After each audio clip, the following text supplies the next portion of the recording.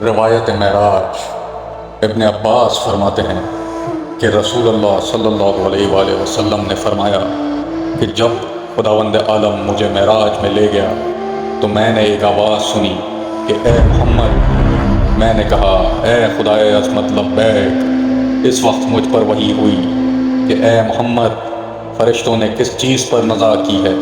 میں نے کہا پروردگار مجھے علم نہیں ہے۔ خدا نے کہا اے محمد، تم میں انسانوں میں کسی کو اپنا وزیر، بھائی اور اپنے بعد وسیع منتخب کیا ہے؟ میں نے عرض کیا پروردگار، اسے منتخب کروں تو خود میرے لیے منتخب فرما۔ وہی آئی اے محمد، میں نے سارے آدمیوں میں علی ابن ابی طالب کو تمہارے لیے منتخب کیا ہے۔ میں نے عرض کی کہ پروردگار میرے ابن کو، تو اللہ نے وحی کی اے محمد، علی تمہارا وارث ہے اور تمہارے بعد تمہارے علم کا وارث ہے، اور قیامت کے دن تمہارا لوائے حمد اس کے ہاتھ میں ہوگا، اور وہی ساقی کوثر بھی ہے جو تمہاری امت کے آنے والے مومنین کو سیراب کرے۔ پھر خداوند عالم نے وحی کی اے محمد، میں نے اپنی ذات قسم کھائی ہے کہ تمہارا دشمن اور تمہارے اہل بیت اور ذریت طیبہ کا دشمن ہرگز آب کوثر نہ سکے گا۔ اے محمد، تمہاری امت کو جنت میں داخل کروں گا، مگر وہ داخل نہ ہوگا جو خود انکار کرے گا۔ میں نے عرض کی پروردگار، کیا کوئی ایسا بھی ہے جو جنت میں داخل نہ ہونا چاہے؟ فرمایا کہ ہاں۔ میں نے عرض کی کہ وہ کیسے انکار کرے گا؟ تو اللہ نے مجھ پر وحی کی کہ اے محمد، میں نے تمہیں اپنی خلقت سے منتخب کیا ہے، اور تمہارے لیے تمہارے بعد وسیع بھی منتخب کیا ہے، اور اس کی تمہاری نسبت ہارون اور موسیٰ کی نسبت قرار دی ہے۔ فرق صرف یہ ہے کہ تمہارے بعد نبی نہیں ہوگا، اور میں نے اس کی محبت تمہارے دل میں ڈالی ہے اور اسے تمہاری اولاد کا باپ قرار دیا۔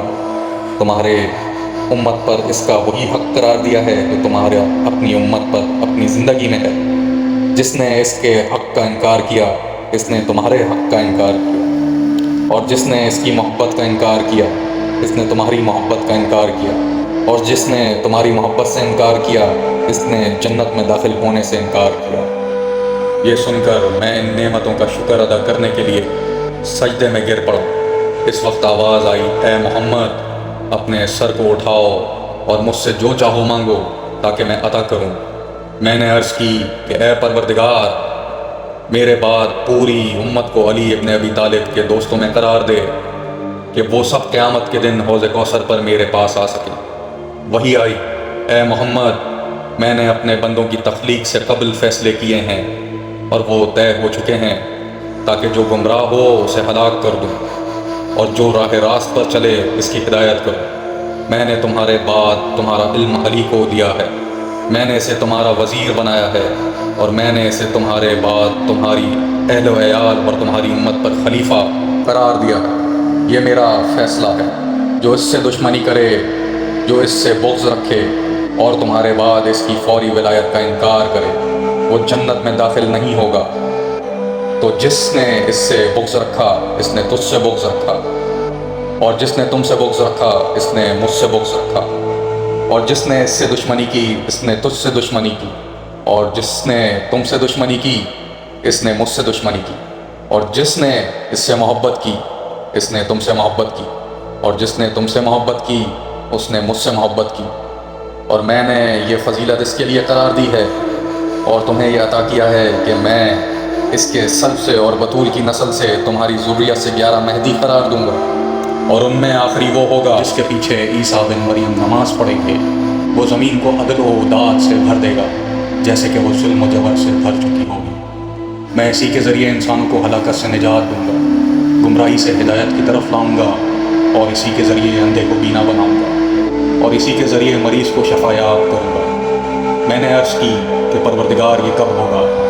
وہی الہی آئی کہ جب علم اٹھا لیا جائے گا، جب جہالت ظاہر ہو جائے، اور جب قاریان قرآن کی کثرت ہو جائے، اور جب عمل کم ہو جائے، اور جب قتل کی کثرت ہو جائے، اور جب فقہ ہدایت کم ہو جائے، اور جب گمراہ و قائم فقہ کی کثرت ہو جائے، اور جب شرع کی کثرت ہو جائے، اور جب تمہاری امت کے لوگ قبرستان کو مسجد بنا لیں، اور جب قرآن آراستہ کیے جائیں، اور جب مسجدوں میں نقش و نگار بنائے جائیں، اور جب ظلم و فساد بہت بڑھ جائے، اور جب برائیاں ظاہر ہو جائیں، اور آپ کی امت کو اسی کی ترغیب دی جائے، اچھائیوں سے روکا جائے، مرد اکتفا کریں مردوں پر، عورتیں عورتوں پر، اور جب حکمران کافر ہو جائیں، اور جب ان کے اعمال فاجر ہو جائیں، اور جب ان کے مددگار ظالم ہو جائیں، اور جب ان میں جو صاحبان رائے ہوں فاسق ہو جائیں، تو اس وقت 3 علاقوں میں زمین دھنس جائے گی، اور جب مشرق اور مغرب میں، جزیرۃ العرب میں اور شہر بصرہ میں تمہاری ذریت کے ایک دشمن کے ہاتھوں تباہ ہوگا، جس کی پیروی سیاہ فام کریں گے، اور حسن ابن علی کی ولادت سے ایک شخص خروج کرے گا۔ مشرق میں دجال علاقہ سجستان سے خروج کرے گا، اور سفیانی کا ظہور ہوگا۔ میں نے عرض کیے، میرے بعد کیا کیا فتنے ہوں گے؟